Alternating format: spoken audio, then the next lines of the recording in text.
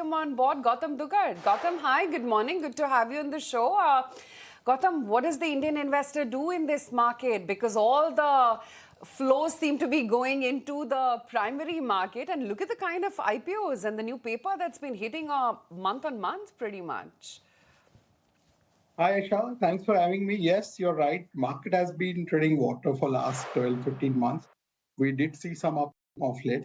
But I think what is also happening at the same time, the government and RBI have taken a series of measures in the last 6, 8 months. I think the positive effect of that will manifest in second half of FY26. Second, we've seen some earnings revival in the quarter that just went by, wherein the broader markets have done well. After 5 quarters of earnings downgrade, we've not seen a downgrade this quarter. We've actually seen an upgrade. And last but not the least, the valuations, which had become frothy in some pockets a year back, given the period of time correction that we have undergone, in some pockets now the valuations are looking a bit more reasonable than where we were. Of course, the mid caps and small caps still trade at a premium, but mid caps are punching in growth, which is at least 2x to 3x above the large cap indices. So I think it's a matter of time before the market recognizes the improvement in underlying operating fundamental parameters. We've had a very good 3, 4 years between FY20 to 24 with a 20% plus earnings compounding. Then last 1 year has been flattish, and now we are again, after a period of 5, 6 quarters of absolutely flattish earnings, are looking at things reviving a little bit to about 10, 12% kind of a growth. So yes, investors who've undergone this period of stagnation of last 15, 16 months, especially the ones who have entered recently in the markets, for them this has been a new experience because they've only seen 3, 4 years of relentless rise. So in a way, this is good for the markets. It has cooled down things a little bit and prepared the foundation for next leg of rally. Where is the next profit pool going to get created? And more importantly, will it be coupled with valuation comfort? So Aisha, look, the big profit pools in India, they've not changed much in the last 25 years. The three segments which comprise the largest segment of the profit pool, more than 2/3 of the profit pool, are financials, consumption, and technology. Now, these are a very broad segments. Within that, you have to take a deep dive. Now, till the last 1, 1.5 decade, you've seen banking driving the large part of the profit pool within financials. In the last 7, 8 years, new segments within BFSI have opened up and created new streams of profit pools, which is non-lending financials, so like insurance, capital market, broking, exchanges, wealth management. You've also seen the lending NBFCs adding more heft and size to the profit pools. Within consumption, things have stepped away from staples towards discretionary. In fact, in staples, there is not a single consumer company for last 10 years which has compounded revenues at more than 10%. Right? So whereas the wealth got created and profit pools got created in consumption, it's all in discretionary. And as we move towards $4,000 per capita, I think the discretionary segment is going to explode. And more profit pools, more and more wealth creators are going to emerge from that segment. And third, which is the technology. Now, we are seeing a lot of new listings happening in technology, where things have been pretty fast in terms of top line growth, but patchy in terms of profitability, and rightly so, because they're still in the investing phase. As we move forward, say next 5 years, 10 years, things like quick commerce, health tech, internet, that is where new segments of profit pools within technology is going to create it. The other segments, then you have commodities and all, they will keep fluctuating. You have infrastructure, they will go through their cyclical troughs and crests.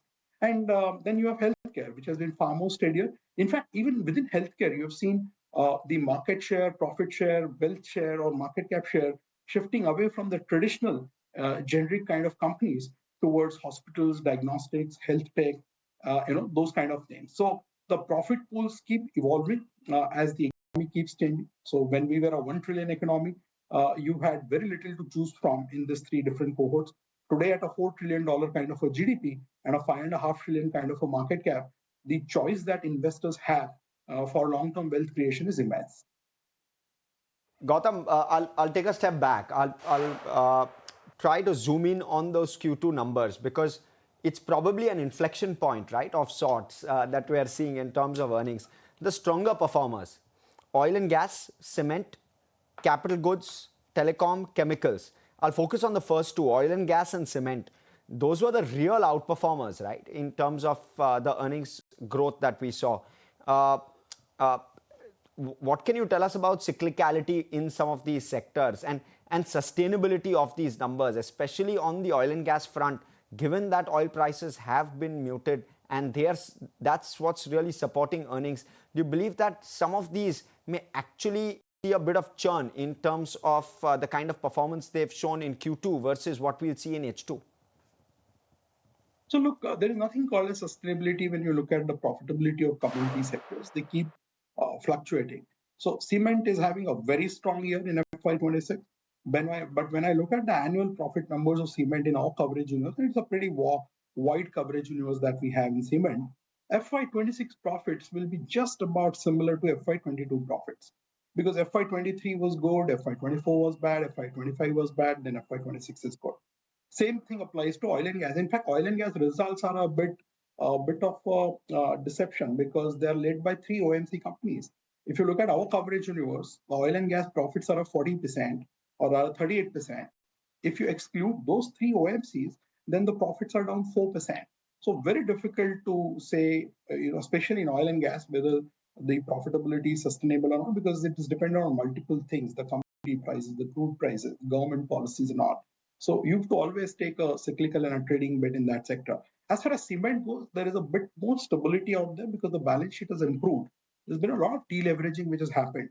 So slightly more sustainable. And given that the underlying drivers of cement consumption are still robust, infrastructure, housing, and government capex, I think cement has a slightly better predictability. And it's risky to always say sustainability in this kind of sectors, but yes, predictability can be slightly better in cement, and we prefer cement over oil and gas and metals. Gautam, the other sort of question right now is whether or not it merits to draw the AI comparative here in India equity markets. Should you be looking at data center plays? Should you be looking at power? Because there aren't many, direct sort of correlatives to the AI story right now here in the listed Indian pool. Yes, Aisha, I concur with you. There are not many direct plays available. And it's not necessary to play the AI trade in India because every market has different drivers. Today, we may not have the AI plays. Hopefully, in a fullness of time, say 5 years, 10 years down the line, you will find enough AI plays. So today, you have to play it in a roundabout manner. For example, 20 years back, if you had looked at other markets, there are a lot of plays on wealth management, asset management. We didn't have them that point of time. In fact, we didn't have an insurance company listed 15 years back. But 2016-17, the trend began. And today we have 5, 6 insurance companies listed. You have general insurance, you have AMCs. So I think things take time. And as they evolve, when the economy grows to a particular size, the investors will get a chance to play those themes too. But today, it's not available, unfortunately, to have a direct play in that segment. Okay, Gautam, thank you so much for coming in and speaking with us this morning. It's been a pleasure, and it's great getting that perspective on how you're seeing markets going forward.